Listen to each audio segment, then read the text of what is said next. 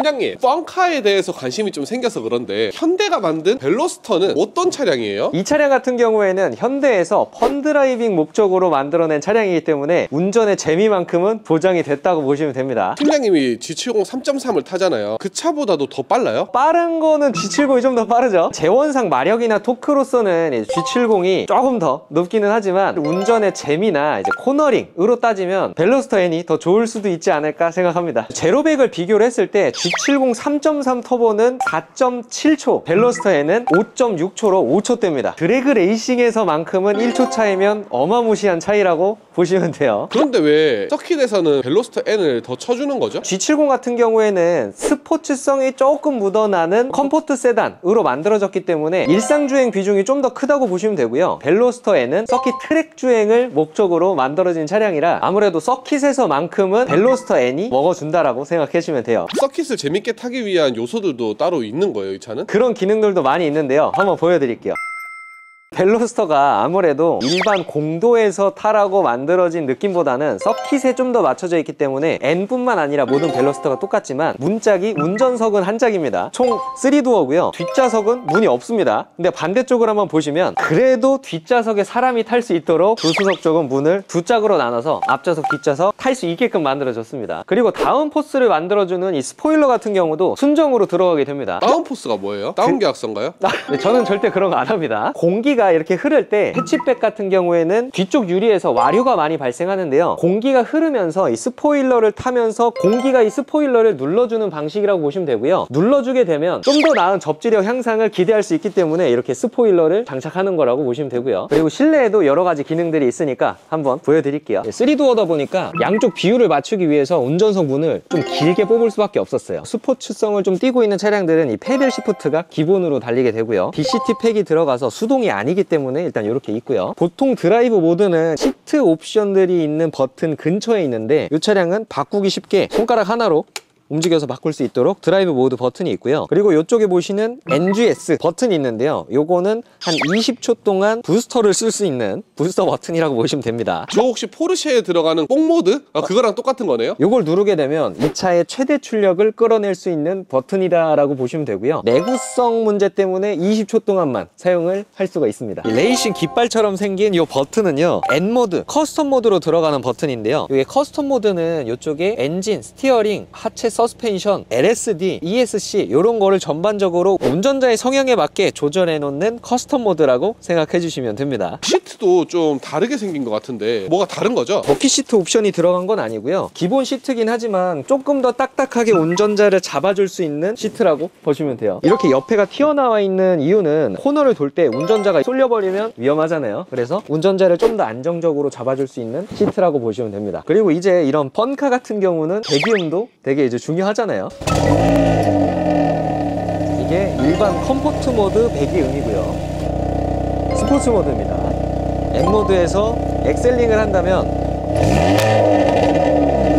살짝 이 버블, 팝콘 음이 조금씩 들리죠? 실제로 그렇죠? 주행을 했을 때 재밌어야 되는데 벨로스터가 실제로 운행을 했을 때도 재밌을까요? 그럼 한번 타볼까요?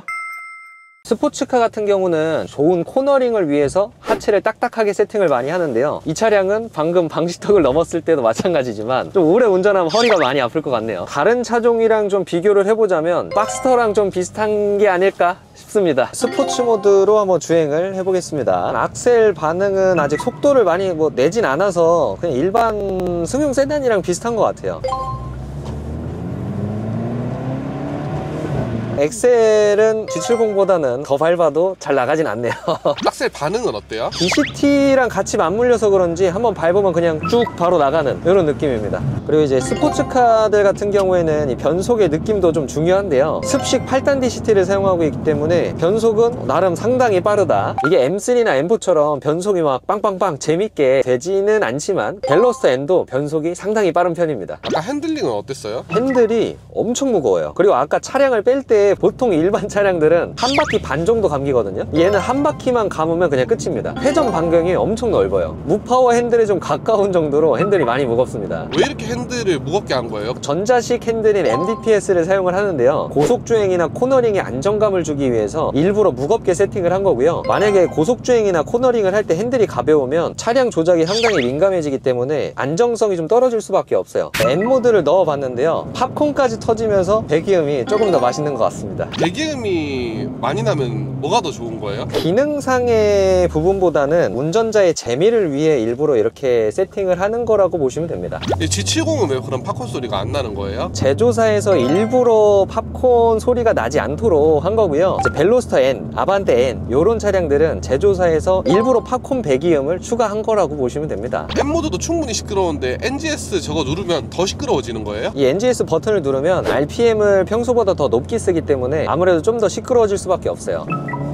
오, 잘 나가긴 엄청 잘 나가지네요. G70보다 더 재밌는 것 같은데? 재미로만 따지면 아무래도 날것의 느낌이 좀 더 강하게 나기 때문에 좀 더 재밌는 것 같아요. G70은 6기통이고요. 얘는 4기통 엔진이잖아요. 2.0 엔진인데 이렇게 고출력을 사용을 하면 고장에 취약하진 않나요? 그만큼 제조사에서 뭐 내구성에 대해서 좀 더 강화를 해서 제작을 했겠지만, 같은 배기량을 쓰고 운전자 성향이 이렇게 스포츠성을 좀 많이 띈다면 아무래도 고장이 많이 날 수밖에 없기는 한데요. 근데 대부분 많은 제조사들이 이런 고성능 모델은 내구성에 많이 신경을 써서 설계를 합니다. 그래서 벤츠 CLA 45 SAMG 같은 경우에는 얘랑 똑같은 4기통 2000cc 가솔린임에도 불구하고 420마력이라는 어마무시한 마력을 보여주기도 합니다. 6기통인 G70보다 마력수가 더 높아요. 그런데 일반 모델이랑 비교를 했을 때 고출력 모델들도 고장이 많이 나지 않는 걸 보면 제조사의 설계 능력이 큰 영향을 미치는 것 같고요. 항상 이렇게 험하게 보는 건 아니고요. 펀드라이빙을 즐기고 싶을 때만 N모드, NGS 모드 이런 식으로 좀 눌러서 가끔 고출력을 쓰는 거라 내구성이 엄청나게 안 좋진 않더라고요. 수리비나 유지비 같은 경우에는 얼마나 나와요? 현대기아차랑 거의 비슷하게 나온다고 보시면 되고요. 큰 고장이 나게 될 경우에만 터보가 들어가서 터보, 그리고 8단 습식 DCT가 일반 자동 미션보다는 수리비가 좀 더 많이 들어가요. 그 정도만 조금 더 들어갈 뿐이지 일반적인 가솔린 4기통 모델과 크게 다르진 않은 것 같습니다. 소모품 가격도 거의 비슷하고요. 대신에 타이어는 엄청 비쌉니다. 타이어는 아무래도 스포츠성을 띈 차량이기 때문에 인치수도 훨씬 높고요. 좋은 타이어를 껴줘야 돼서 미쉐린 파일럿 스포츠 4S 뭐 이런 걸 끼다 보면 타이어 한 짝에 50만원, 60만원 정도 하는 비용이 나갈 수가 있습니다. 중고차 시세는 어느 정도예요? 수동 모델 같은 경우에는 1000만원대에서도 구할 수가 있고요. 이 차량처럼 한 3만 킬로 정도 왔다 갔다 하는 신차급들은